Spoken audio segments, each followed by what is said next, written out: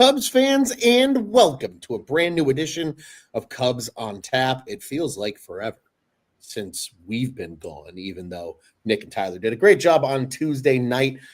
This is the first show I've been on since the All-Star break, as well as Rich, as we were on that show. Joey, you and I talked about it. We haven't been on a microphone together since May 29th. So it's fun to get the boys back together. As you heard, I'm Ron Luce, Joey Ricotta, Mr. Rich Eberwine. Gentlemen, how we doing? How we feeling?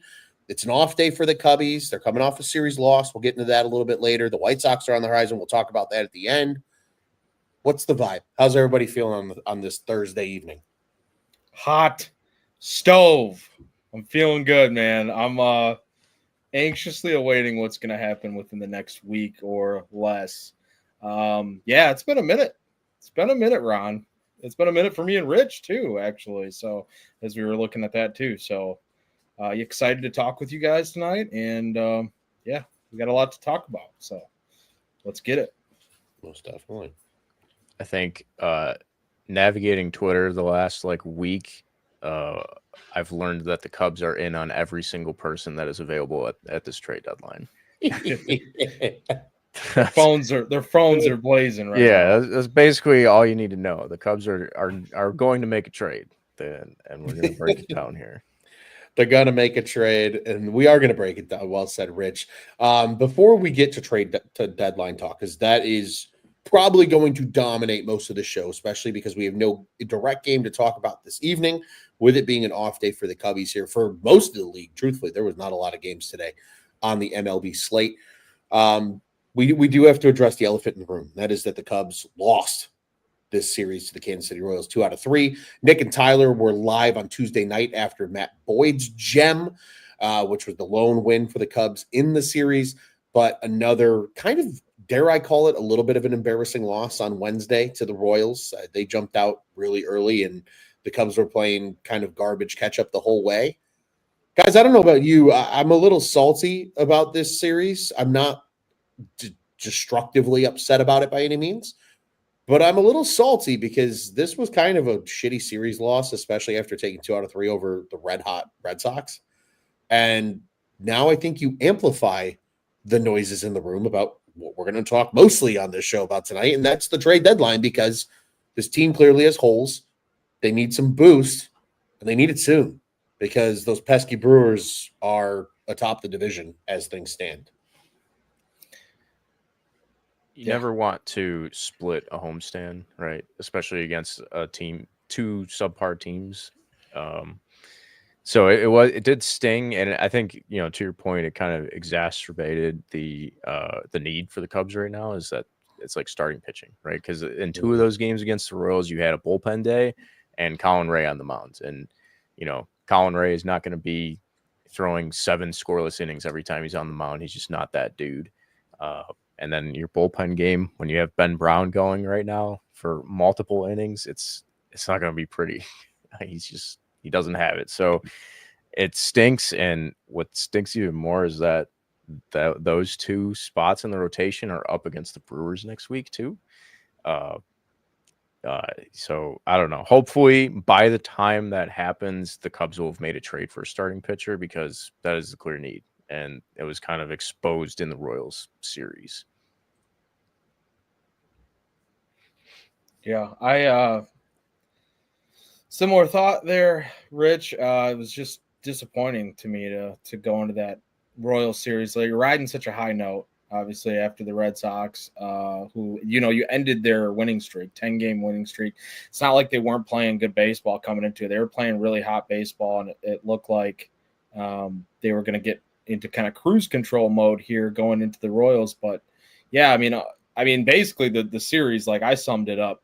Game 1, Ben Brown's and defense sucked fest.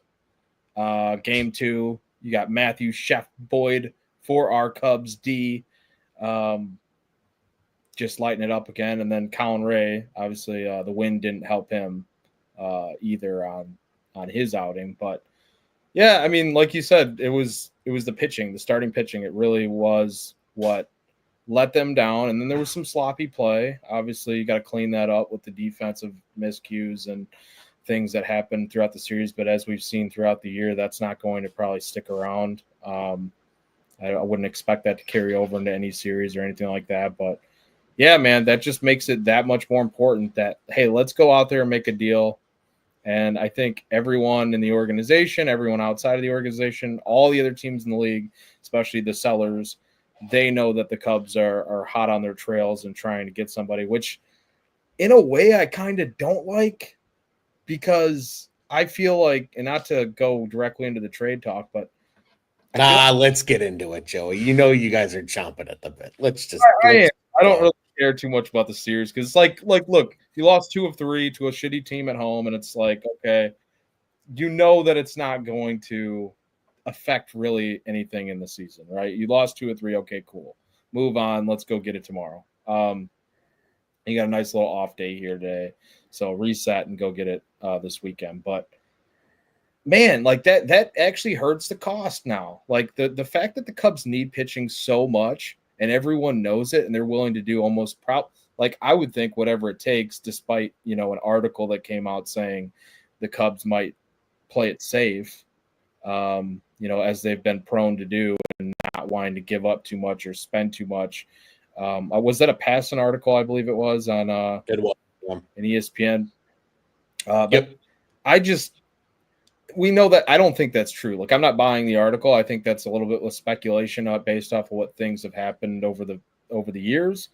I think the Cubs are definitely going to go for it, especially when you're in a contract year like Jed Hoyer. Who knows? His job might be safe, but I don't think it helps when every team in the league and all the sellers know that that's your biggest need and you're going to do whatever it takes, because that means they can ask pretty much whatever they want.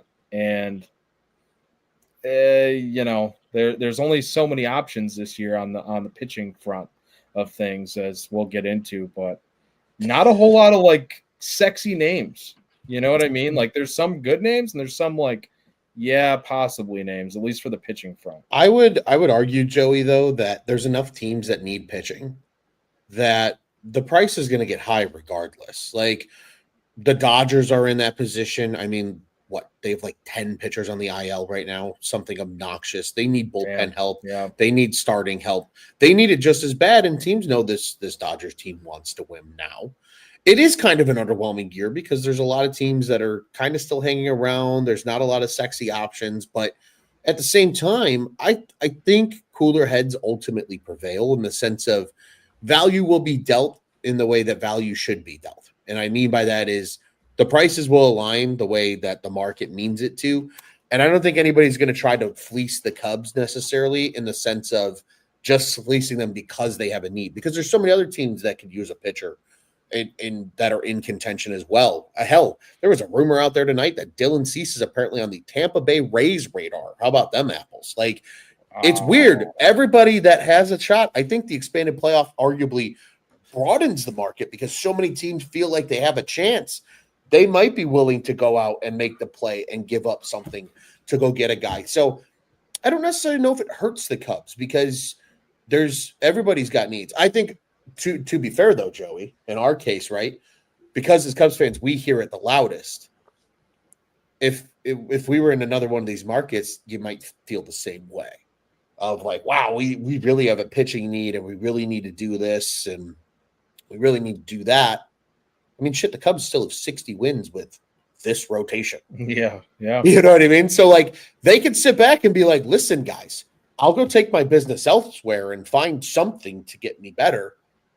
I'm not going to just pay you up of all these prospects because I feel like I have to. Mm-hmm. Like, I think the Cubs do still have some leverage when it's all said and done as well. That's a good point. And they have arguably the best prospects to offer among all the teams that are buyers. 100%. So that's the other thing too, is like, even if you are talking, everyone likes to look at top 30 lists of individual teams or whatever, your top 10 list for your individual team. The Cubs top 5 or what, it might be better than, your top 5. Like, you might be 1 or 2 on another organization that's selling. The Cubs top 5 is completely in the top 100 too. Right. It's nuts, man. Like, that's you. So you're right, Ron. I think they do have a little bit of leverage there for sure. I'm just wondering, like, with it being, and this is going back now a few years, but since they've really opened up this wild card too, like you hit the nail on the head, or you brought it up about teams, are they going to want to try to go for it? Like we're still waiting for that. We've been waiting for a while of like, are the Twins going to be selling, that sort of thing. Like those like fringe teams, are you going to go for it? It would be smart of them. And now there's actual talks about, hey, they're listening to offers on guys like Colombi and, all these different pitchers and even like Duran or Ryan, they might not necessarily go for that type of trade, but they're at least going to listen to the offers. So like there is some movement there, even on those fringe teams. So it'd be wise of them to turn their franchise around by making a good deal here. We finally did get some clarity on that today, though. The Diamondbacks sold off Josh Naylor, and are, if they're trading him, one of your best bats basically in the lineup, theoretically they're going to be sellers at this deadline. And I saw one report that they're going to be trading at least 4 or 5 more players, and they have a lot of rentals right now available. Mm-hmm. So that kind of expands the starting pitching market if they're willing to trade not Joe Kelly, Merrill Kelly and Zach Gallen. Yeah. Interesting names for the Cubs for sure. I think everybody would rather have them get a guy who's under team control for a lot of years, but those guys are going to be hard to pry away from the Twins or the Marlins just because they're so valuable. So I don't know, Kelly and Gallen, if they're available from the Diamondbacks, I think those are 2 guys that could be interesting for the Cubs to target. Yeah, and there's a lot going on. Got a couple good comments here. Jay a little bit earlier said TBD is the Sunday matchup right now. That's probably a bullpen game for the Cubs, even potentially against the White Sox. We'll talk about that a little bit later.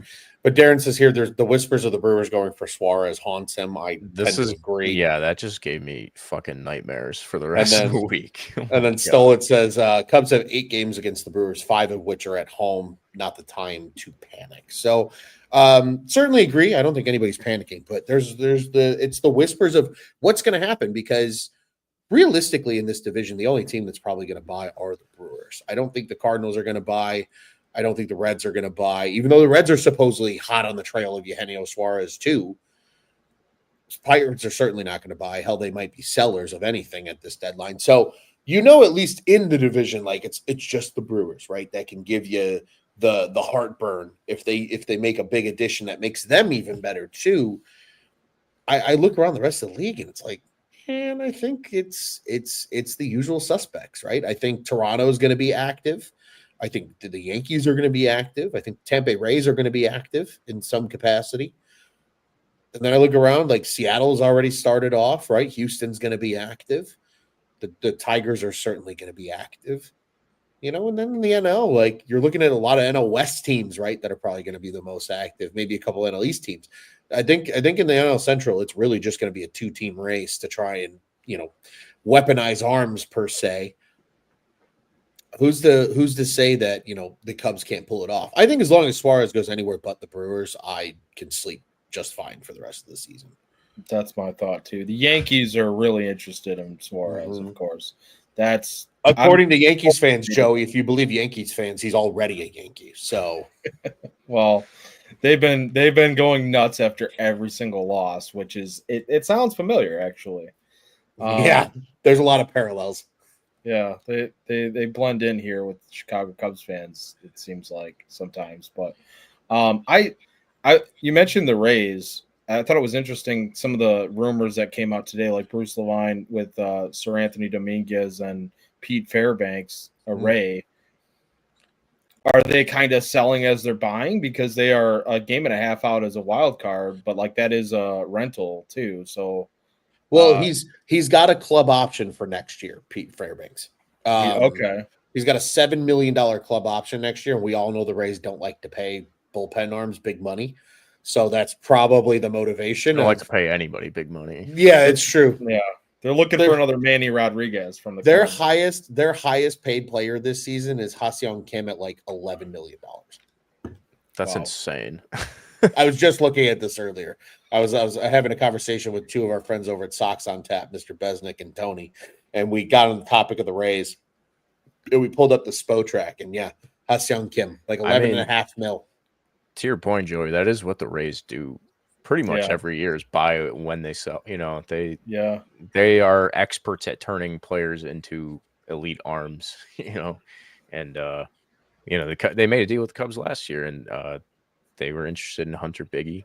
I think he got hurt earlier this year, but those guys further down that you don't really talk about on the top prospect list in the Cubs system are, teams like the Rays are interested in players like that the Cubs have for, that's like a new development in terms of the Cubs organization development, right? So hopefully, I don't know, maybe there's a deal to be had there for the Rays to fleece us for Pete Fairbanks. Hey, but maybe there's a place too though where both sides could get what they want out of a deal, and it's the Cubs dealing from strength too, where I think we've seen a little bit of that. You can make the argument that the Isaac Paredes trade right now looks really good in favor of the Cubs because that helps land you Kyle Tucker. Right. So, and Christopher Morel has been a sub 700 OPS player pretty much his entire tenure as a Ray so far. He's not even a starter anymore for the Rays, no. I don't think so either. So it just goes to show there. Stolen here has an interesting point, and this is something that I think I wouldn't be shocked if we see the Cubs do a trade or two like this and maybe make one big trade, because that's kind of what happened last year, right? Like they went out and got a couple bullpen arms. Those were your we gave up just a couple guys to go get Pearson and go get this and that, and then Paredes was the big trade, right? That's the big control guy that required the biggest pieces that were moved. Stolen says here that Jed continues to talk about regression ads like the Braves did. He says, don't be surprised if we had a veteran rental having a bad year. And that's where I think a Zach Gallen, right?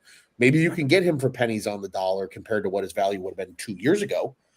And you tinker something a little bit, and maybe that works out for you because he can give you innings while you can still go out and make that controllable arm ad as well. A Cabrera from Miami, an Alcantara from Miami, et cetera, and that'd be kind of the big fish move too. I really wouldn't be shocked if this Cubs team adds 2 starters.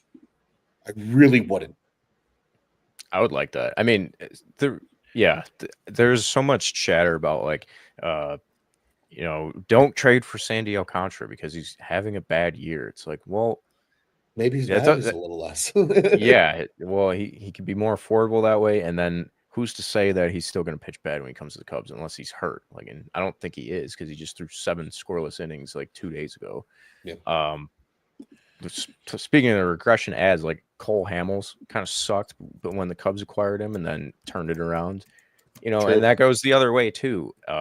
When they traded for Jose Quintana in 2017, he was one of the most consistent players for 4 straight seasons, and then regress. So it goes both ways. I don't think that should be hindering your your deal making unless it's somebody you are really not in on or really in on or something like that. So I don't know if the Cubs can get Sandy Alcantara, I would be so down for that just to see. I think his pitch mix would fit so well with this rotation of mostly southpaws. A guy who can strike out, who has 5 different pitches, big strikeout, big velocity. That's the kind of guy that I would love. Him or Cabrera from the Marlins. Yeah. It's interesting that whole buy low on guys or just guys that are having off years. And, you're obviously with Gallen, it's pretty much as a rental, but then you have with Sandy, you're buying a little bit more control on it. So how cheap are the Marlins actually willing to go?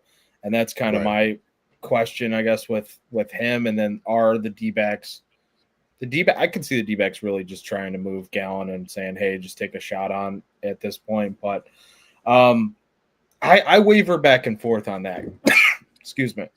I'm not the biggest fan of trying to do that with a starting pitcher.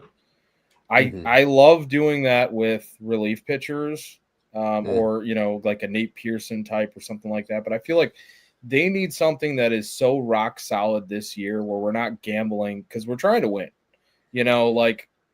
taking that leap is a big leap depending on the cost. If it is truly like you're getting it for pennies on the dollar, then by all means, like Sandy Alcantara, Zach Gallen, any of these guys that have proven it over the course of their career before this season. Sandy's a little interesting because he's got more than just the down year. He's trying to come back from the injury too, which, maybe now he's just coming into his own. But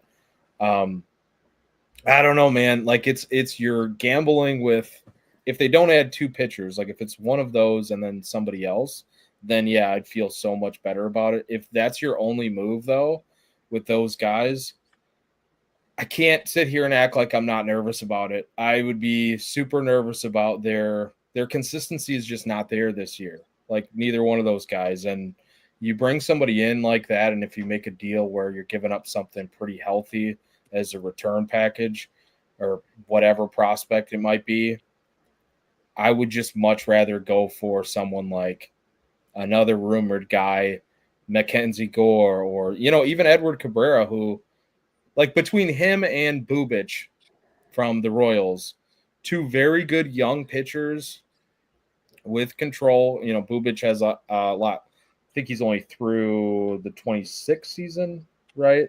That sounds correct, yeah. For Bubic, Cabrera's got 3 years of ARB after this. Yeah, Cabrera's through 28. Like he's got the disgusting stuff. Like really improved his walk rate this year, which I think was a big issue for him. He's only 27 too. Young, like an all-star for Bubic this year, but like both of those two guys, I'm also a little scared about for this season. Like if we're just talking this season, because dependability going down the stretch, like into a postseason playoff type pitcher, I don't know if they're quite there yet in their careers to be like dependable guys in a playoff push. Like if we're talking about getting them through the end of the season, yeah. If we're talking about postseason, like we want to make a deep run, that's where I'm like, maybe we should get somebody like and I know it's like right now it's kind of not looking like that could be the case, but like a Joe Ryan or Mackenzie Gore. Like I don't know. I feel for some reason, and this is probably wrong of me, but like I feel more comfortable with those type of pitchers than I do. Cabrera was nasty the last time out though too, so I'm kind of like I do like that idea a lot. But your head is just spinning. It's spinning, man. Like I know I'm talking in circles right now, but like I'm. Do you know what I mean? Like Cabrera's not even having a bad year though. No, he's having an excellent year. He is having an excellent year, but like he's very fresh into his success is kind of what I mean by that. And so like the guys that are fresh into their success, along with the guys that are struggling this year, I'm very leery about those types of guys. Like that's why my pool of like preferred options is a lot smaller, I think, than what is realistic. Because realistically, you don't get to just pick from one or two guys. But I would be happy with anything at this point. Like, don't get me wrong. I want anything. Give me anything. Starting to feel that way. Darren has a really great comment here as well. Quickly here, wishing you well, 420 Subboys from Florida. Yes, F them all. FT everybody. Darren says here, though, that the Padres claim they are having talks with the Cubs about Dylan Cease, which I think is fascinating because he's a rental. Yeah. And the Padres are only a couple games out. They're only 5 games back in their division. Weird. I don't see them selling anybody, let alone Dylan Cease. That would be surprising to me. I don't know. Well, supposedly the rumor, again, if you believe everything you read, because everything's true on the internet. Yeah. Everybody knows that. Everybody knows that. Is that, they would want to, of course, improve their ball club immediately as well. So what does that look like for them? Is that an Owen Casey? Like Jackson Wiggins probably isn't pitching in the big leagues this year. Do you have to trade somebody that's on the current roster? Like, what does that dynamic become in order to even make that happen between two competitive teams? So I agree. I think I take that one with a grain of salt. I really think, though, Hot Stove Cubbies on X, optimistic Cubs fan, pitched out there that the Cubs are really talking to teams like the Rays, the Marlins, the Diamondbacks, and an interesting one was the Cleveland Guardians. I think is a fascinating team because I think a lot of people look around the league and go, yeah, the Guardians maybe don't have a starting pitcher that helps the Cubs, but like if you want to take the big dick swing, like could you imagine if Jed just comes out and goes, we acquired Emmanuel Clase and like Jose Ramirez? That'd be nasty. That'd be so nasty. And traded away like 7 prospects for them. The entire farm, all top 10. God. Well, I mean, I would pull the trigger and sell the farm for those two guys. Come on. How many years does Jose Ramirez have left on his deal? Like 4 or 5? He's got quite a few, yeah. You know, you're gonna get at least 2 or 3 really good ones before he starts to fall off. So yeah, I mean the dude's the definition of freaking consistency. That would be insane if they were able to pull something like that off. I want to throw you guys a trade possibility. Joey, before you throw the trade possibility, just want to confirm here for Rich. They have 3 more years of Jose Ramirez if they were to make a trade at 21, 23, and 25 million. That is so doable. Yeah, it is. And then don't forget about the like 4 more years of control for Emmanuel Clase, where he would never make more than $10 million on a season. Disgusting. We would have to give up so much. Would be a nauseating amount. Still, it says here that Stephen Kwan and Clase to the Dodgers would be a perfect fit. But I don't know, man. It's interesting. But all right, hit us with your trade proposal here, Joey. I'm curious. No return. I'm not going to give you guys. Obviously Casey would have to be involved, I think, in this deal for sure. But Mackenzie Gore. And either or possibly both. We know the Cubs have had interest in Kyle Finnegan for like 9 years now. Yeah, long time. But he's been really bad his last few times too. Like his last 2 2/3, I was looking, 10 earned runs allowed in his 3 of his last 4 outings. So he's got a hot 18 ERA in his last 7 games. Whoa. That's not good. But there's another guy there that we could potentially use that they might be moving on from. He kills lefties. He's got a 126 WRC plus. He's hitting 299 versus lefties. 126 WRC plus versus lefties also. Doesn't strike out much. Ahmed Rosario with the Nationals, if you were to make a deal with like Mackenzie Gore and Ahmed Rosario as like, we know that bench needs help. We know they need help versus lefties. He can play all 3 infield spots, second, short, third. I wouldn't hate if the Cubs were to kind of inquire about, even if Gore wasn't a part of the deal, like go out there and maybe get an Ahmed Rosario type for the bench. And it gives you a little bit of like solidifies that Matt Shaw question mark. Because I'm like, I don't know if we talked about on air or off air, but like I'm definitely in the same boat where I don't need an Eugenio Suarez because I think the cost is going to be ridiculously for a rental, a guy that's on pace to hit over 50 homers this year. Like I think that's a cherry on top. Luxury. Every team is in on him too. And he's already a Yankee. He's probably the best bat available too at this deadline. So 100%. Yeah, and we don't need the best bat. We need the best starting pitcher. So, like, seriously, I don't know. Like, especially with Matt Shaw, we can't like predict the future here as far as if this is going to maintain or not, or if it's sustainable with his production. But he's been hitting well, and I'm okay with like riding it out with that and just getting like an addition to the bench as kind of a, I don't know, insurance plan for him too. Somebody that can kind of fill in when he needs to. Better than Brujan, better than Birdie, better than, all these like whoever the hell they're trotting out there. Like they're just not doing it for us. So I don't know. What are your guys' thoughts on like a Rosario, and if they can somehow do like a package with Mackenzie Gore, I would love that too. Yeah, I definitely don't hate the Rosario idea. I think that would be a solid bench addition, and then you just like you said, either jettison John Birdie or Vidal Brujan. Probably Birdie because Brujan is like the only other guy who can play center field, except for I guess Seiya Suzuki. I don't know if he can play center field. They put him in center field a couple of days ago. Yeah, I think that would be a fine addition. He's got like decent speed, veteran batting 270 this year and 150 at bats. Can't Ahmed Rosario also play center field? I think he's played. He definitely has played. He's played outfield. I just don't know if he's played center. Like, he's a very versatile player. I agree. I think that is great. And that's the type of player that like has no problem being a utility guy on a really good team and having a chance to win at this point.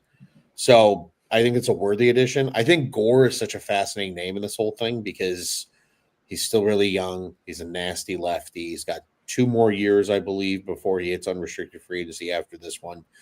So there's a lot to be said there. I think there's a lot there's a lot of validity in the fit.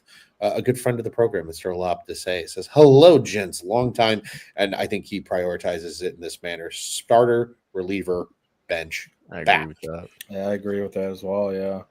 Well, you want me to make you guys throw up? Uh-oh. Do it. Twins are the thought that they're listening to, like John Heyman said, offers for Danny Colombi, who's been excellent the last few years out of the pen.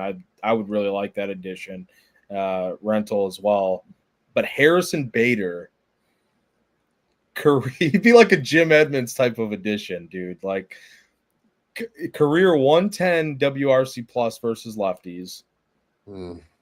He's an outfield like supplement, can play center field, can play any 3 outfield spots. I know we hate him. Like, I absolutely can't stand the guy, but if he was like in a package with, let's say Joe Ryan's not even in the package, but like the Twins have so many guys right now, I think that they can offer the Cubs, like between, and then Willie Castro hits lefties well too. Like, yeah, that's another, he could play third base. We could just trade them like 5 prospects for half of their roster. For real. They have so many Griffin Jacks, Duran, Ryan, Willie Castro, and then just send 1 through 7 and just go on. You know who I wanted like last year, Ron? We were talking about it on the show. I doubt that they're moving this guy, especially after the way he's struggling. Dude, I'd still believe in him, and he's starting to figure it out a little bit too, I think. Yeah, maybe.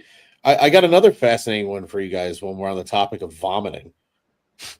According to some rumors, at least 5 teams, in quotations, have inquired about Ryan Helsley from the St. Louis Cardinals. If you were the Cubs, would you be calling your arch rival to potentially go grab an elite back end guy? I don't think so, just because I don't like the idea of sending the Cardinals a good prospect. Like, I don't think you necessarily would have to send Owen Casey, but you probably have to send somebody at least like Triantos or Kevin Alcantara or something like that. I don't like that idea. I like Ryan Helsley.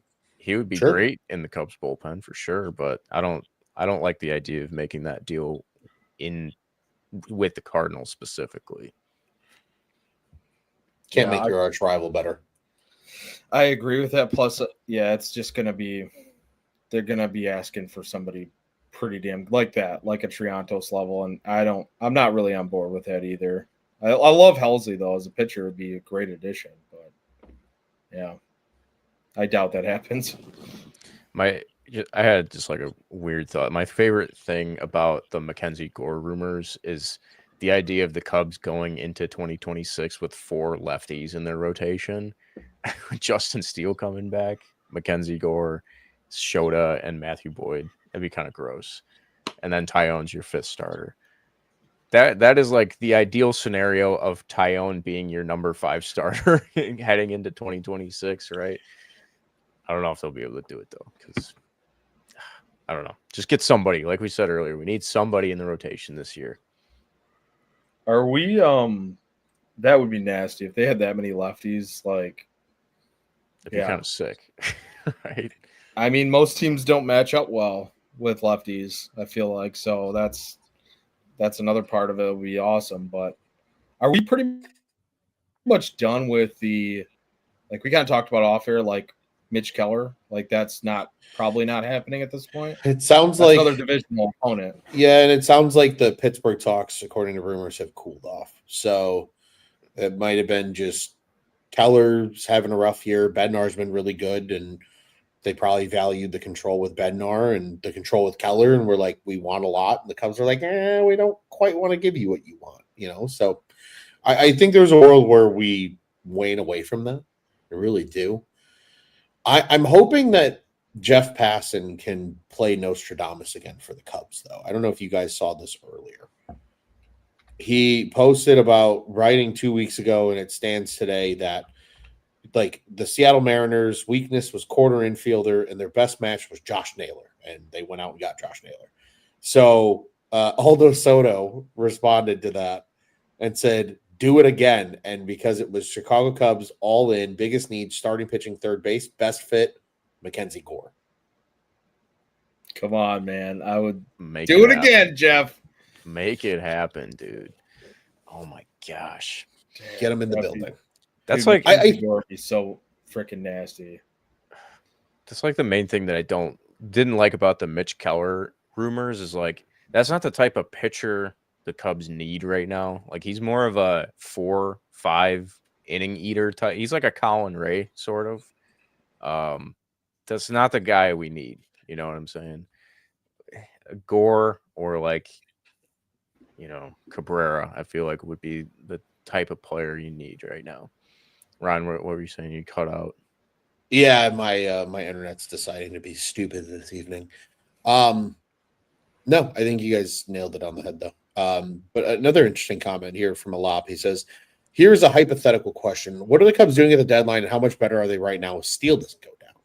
I still think they're adding a starting pitcher. I don't think that's a question because that means Tyone still gets hurt. Assad's not back. But I think you look at this rotation, though, and you go, could you imagine if they added a Mackenzie Gore to Steele and Shota and Boyd? I think we already feel that way with just Shota and Boyd. It would elevate this team, and it elevates this team going into next year, too. Like, you're telling everybody that you're going to be competitive in 26 again, no matter what. You're going to be right there. You're going to have a dominant rotation because you're going to have but like, are you going to have 4 stud lefties? Like, just all lefty starting pitchers and Jameson Tyone? You know what I mean? So it's an interesting question of like, well, what do you do? But I think in terms of being better, I think you can make the argument they would be 67, 68 wins maybe instead of 60 with Steele in there. I really do. I can think of enough bad Colin Ray starts or bullpen games where like maybe that doesn't happen with Justin Steele. Maybe or Ben Brown starts that we've seen. Right. Exactly. So and Cade Horton, who I'm starting to feel a lot better about recently. We've seen enough of his like young rookie outings too. Like, but he's been really good lately. I think I'm feeling good about going into next year with like whoever you add this year. It depending if he's got control, obviously, but if it is somebody that's controllable, you add him to the mix with Steele and Cade Horton and the rest of Shota, Boyd. Like like we said, that's a formidable rotation going into next year too. And like that's the balance that Jed is going to have to like juggle here. It's really going to be how much are you considering just this year and how much are you considering future years. And I do think that like an Edward Cabrera, I'm starting to feel like that kind of does check both boxes. Or like a Mackenzie Gore or, whatever. But, man, I don't know. I don't know how I feel about 4 lefties in the rotation, though, either. Like, it's a lot of lefties. That's a ton. Darren says here he feels like Assad hasn't pitched a game since the Obama administration. Alap says a rotation would steal him and Aga Boyd in 25. Good grief. That could have been utter domination. He said Horton coming along as he has as well. Yeah, I agree. I think Cade's been good, but that's a good problem for Jed Hoyer to have is like, oh, what do we do with this plethora of starting pitching? Because you see it time and time again, though, right? Where everybody clowns Jed for being like, you need like 7 starters because guys get hurt. And then we've seen it this year with Tyone and Assad and Steele and Ben Brown struggled. Then you know what I mean? So it's like, I think I'd be okay if they have too many good starters because then like God forbid somebody gets hurt in spring or something like that, it's just some next man up, keep it moving, and just kind of see where it goes from there. So yeah, and Steele might not be ready by the beginning of the season. It doesn't sound like he probably will be, right? If his timeline is so, I mean, you're definitely going to need to fill that spot probably to begin the season. So yeah, just have as many as you can. never hurts to have a ton of arms. Still, it says here he has the feeling that Jed gets Eflin and not the Cabrera we want. I would hate that so much. I don't want anything to do with F1. That does feel like a very Jed Hoyer edition. God, again, that's like an inning eater, though. Yeah, I hate that's that. like if that's your second starter you go out and get, I'm okay with. Yeah, like if fine. you go out and add, hypothetically speaking, you had Mackenzie Gore, and then you're like, yeah, we gave a bag of balls for Zach Eflin to just be another inning eater because we just want to get through the season and keep Matthew Boyd healthy and Shota healthy and Gore healthy for the playoffs. Like, I think you're fine with Eflin being there as another guy as well. Hank with a fun question here. It's a little off the trade deadline topic, but he says, who you got as your game 3 starter in the playoffs? I'm assuming we're predicting that being Boyd and Shota for 1 and 2. Whoever they trade for. Probably. Yeah. I don't think the game 3 starter's on the roster right now. If it's like of the current roster, I guess it's Jameson Tyone. If he's healthy. Yeah. Which is not ideal. Yeah. Or Cade, but I think I would trust Tyone more than in a playoff scenario. Yeah. Yeah, just because Tyone's at least been there. He's been on some big playoff runs and things like that. So, like, yeah, he knows how to pitch in the postseason. And I think, too, the home run problem isn't as much of an issue in October as it is in July at Wrigley. 100%. The colder weather, it's going to neutralize the homers. I think you can get away with Tyone pitching at home and, like, being okay. Like, worst case scenario, realistically speaking, he's probably still your 4th. But that next guy they get, unless they get 2 really good rotation arms, and then you can pitch Tyone out of the bullpen or something if you really wanted to. I'm skeptical of them getting 2 starters just because Assad and Tyone are coming back soon. And so then you'll have Ray, Tyone, Assad, Shota, Cade. I don't know if they would do that, but fair enough. I think Assad can just do whatever, though. Same with Ray. So it's like maybe, I mean, yeah, they can be long arms out of the bullpen. I wonder if Assad has options. And then the other part of it is like Cade Horton's been good lately, obviously, but how much innings are they going to want him to pitch? Like, does he eventually? We've talked about it before, but I feel like we've kind of not talked about it recently. Does he eventually go back to the or go into the bullpen, not go back, but go into the bullpen, say September, gear himself up for the playoffs, and all of a sudden you've got a nasty weapon out of the bullpen too, if he can figure it out. I think there's a chance he goes back to AAA if they trade for a starter and Tyone and Assad come back. There's not going to be room for him. I tend to agree with that more. I think Horton's going to Iowa if he's going anywhere. At some point, as long as everybody else is healthy, right? Sure. Or unless you just sit there and say, you know what? We went out and got a starter. Tyone is back. We'd actually rather Ray be a bullpen arm. Then I could see a world where they say, we'll keep Horton up and let him just continue to be the 5th starter. But then, like, when you get to the playoffs, unless he's dominant or he's been really good, he's the odd man out in your rotation. Because I think Assad, when he comes back, is not going to be ready to start. I think Assad's coming out of the bullpen the rest of the season when he comes back as that, like, multiple inning guy that we've seen. I think he's going to come back and be what they've been hoping that Ben Brown was going to be. On this next time. That's what I genuinely feel. Yeah, I think with a guy like Assad, because he hasn't pitched all year, not only, like, to your point, Ron, but, like, you can't really rely on him to be a starter. Like, you can't rely on him to be anything. Like, anything he gives you is kind of a cherry on top this year, I feel. 100%. He's just, okay, it's all gravy, no matter what. Like, if it's bad, okay, he goes back down or whatever. Like, you can't rely on him, but, like, if Cade is truly going to be like, let's say he goes back down to Iowa, which is fine, and doesn't even get used at all, or even a playoff roster. But if you do want him to use him on a playoff roster, or him as a weapon, multi-inning guy, so to speak, yeah, I would like him to get that experience before, like, if he's just starting the rest of the year and is like a fifth starter guy, and then they just threw him on the roster come playoff time.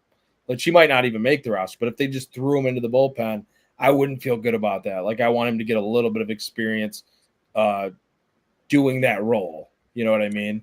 I think there's opportunity for that. Darren's got a good comment, but I want to address the Lops first because I think it's on to your point here, Joey. He says, would the Cubs go to a 6-man rotation or do the piggyback start thing with a Boyd or a Horton to limit both of their potential innings? I think that's where Javier Assad comes into the play. Oh, Matthew Boyd says he's a little tired. Yeah, all right, but Matthew, go give us 3 innings today. I think they would probably do that more with Cade than they would Boyd. Boyd's a 34-year-old, and like his UCL is as good as it's going to get. It's surgically repaired, right? Like he's back, and he's pitching better than ever. I don't think you want to limit his innings. I think if anybody, you could say, hey, Cade, you're only going to throw 4 today, kid. Or, hey, you're only going to throw 3 today. And that's okay. And you could wane him into that multiple inning feeling in a bullpen scenario, and you let Javier Assad be the piggyback guy and throw 3 innings maybe to get you to that second half of the bullpen. So I think there's some interesting thought there as well. And then Darren said here, he says, if we could acquire Suarez, Shaw could take the place of Bertie Brujan, opening up some of the roster for Amaya to come back. They could maybe keep Reese. Shaw would get at bats, still be able to grow this year. There's a lot of moving pieces with this deadline, and I think it's more critical on the starting pitching and relief pitching front. But there is just something to be said too about like with the bench bat stuff. So a lot of crazy all over the place thoughts. Gentlemen, we are quickly approaching an hour here, and we do have to still talk about a White Sox series. So I want to leave you each with this. Right now, in your gut, there's one player that you are convinced the Chicago Cubs are getting before the trade deadline at this time next week. Who is that player? Oh, man, that's comment section. Feel free to sound off on this one as well. Who is it? Do you have one, Rich? I have one that I hope will happen. I don't know. I really just want Jed Hoyer, like you said earlier, to just throw his dick on the table and like make a big trade and go all in. I want it to be Cabrera from the Marlins, honestly. I think that would just be the statement of be the big splash of the trade deadline and be the guy that you can just plug into your rotation and trust, hopefully. I don't know. Somebody like that or Joe Ryan would be the guys that I really want. I don't know if that's necessarily who I think that they'll get. It's okay.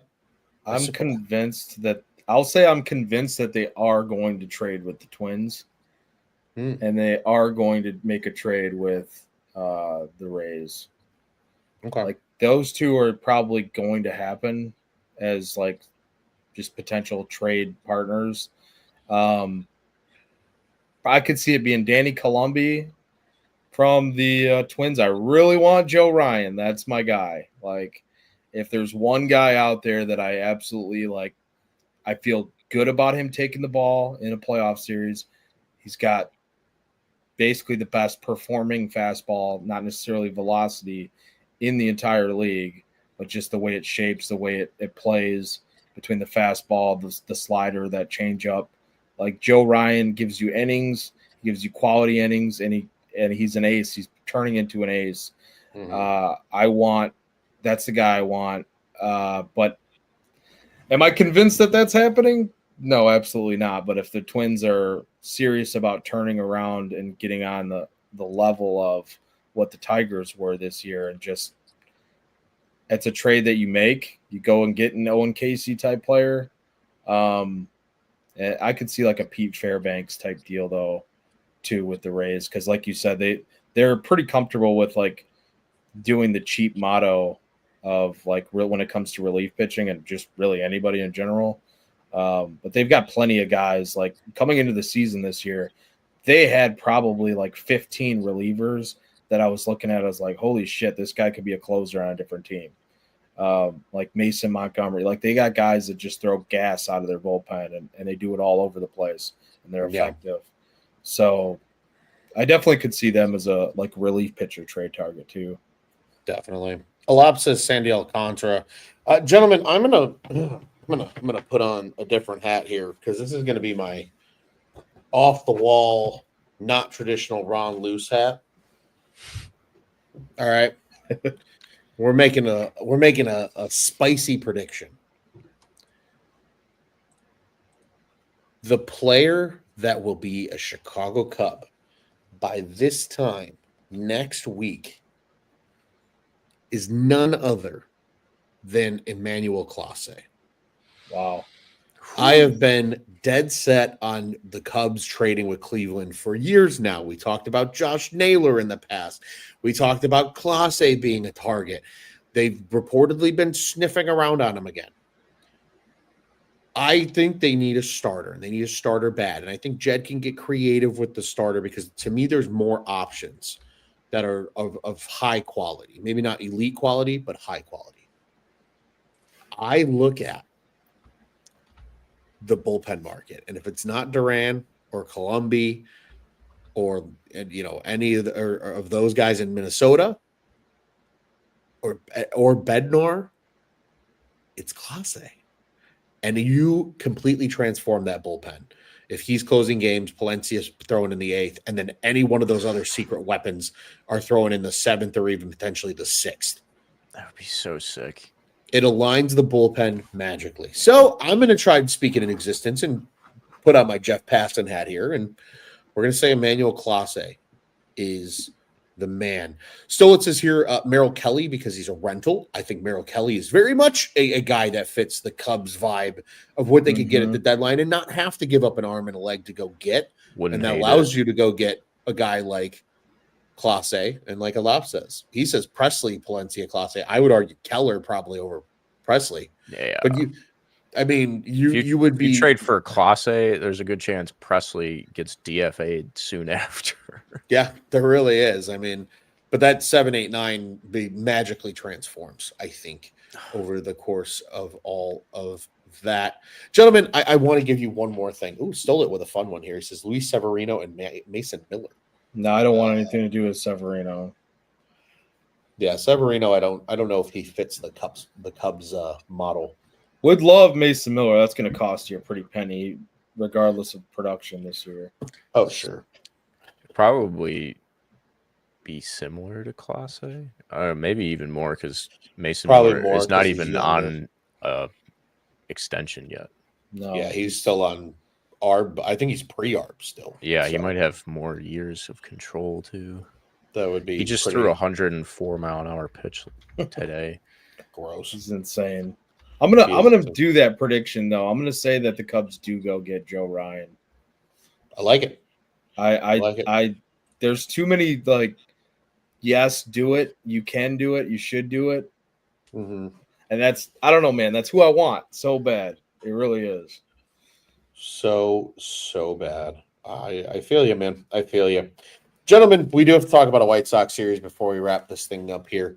Cubs can start 3 on the south side on Friday. It's a 6:40 start, I believe, on Friday, which normally those are 7 o'clock starts for the White Sox. Don't ask me why. But 6:10 then on Saturday and a 1:10 on Sunday as they then venture north to Milwaukee. We will be back following the conclusion of that 3-game set. Thoughts, opinions? Shota and Cade Horton are for sure throwing in this series. Sunday is TBD, as Jay had mentioned earlier in the show. What are we feeling? What's the vibe check on the Cubs heading to the south side of Chicago for 3 with the White Sox? Just take care of business. Yeah. Dear God, at least take 2 out of 3. Please. Yeah. I think one of the things that kind of accelerated the angst and the saltiness of the Royals loss is just the fact that the Brewers took the lead in the NL Central. So just need to win as many games as possible. Like ideally, a sweep against the White Sox would be Rather lovely. Yeah, it would be pretty nice. But 2 out of 3 for sure. Like you can't be losing a series against the White Sox right now. That would send me up a wall, honestly. I feel that. I kind of agree here with Alop. He kind of stole my thunder.